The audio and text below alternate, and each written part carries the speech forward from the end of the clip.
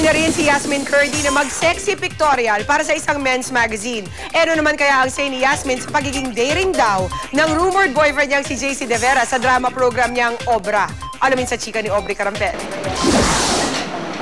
Si Mark Anthony. Bihira na raw mag-usap sina Yasmin Curdy at JC De Vera mula nang pagpahingain pansamantala ang kanilang love team. Kaya naman ang ibalita namin kay Yasmin na nagpa-sexy si JC sa unang episode ng Obra, ikinagulat niya ito. I'm happy. Happy for him. Good luck. Good luck sa kanya. Pero hindi lang si JC ang nagpakadiring sa Obra dahil si Yasmin nagpictorial na rin para sa isang men's magazine. Hindi naman daw siya nagdalawang isip dahil maganda raw ang concept ng photoshoot. Siyempre, hindi siya yung usual na kinokoberan ko na sa magazine cover na nakikita nyo. Pero iba siya. I mean, iba siya. Di ba sa album, sa second album ko, medyo may skin, ganyan-ganyan. Parang ganun, pero more of that concept. Sa ngayon, SOP lang ang regular show ni Yasmin dahil mas binigyan daw niya ng oras ang kanyang pag-aaral.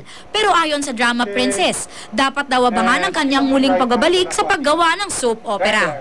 May nababalitaan pero ayoko na muna po magsalita. Hanggat hindi pa po nailalabas or wala pang, alam mo yun, pirmahan.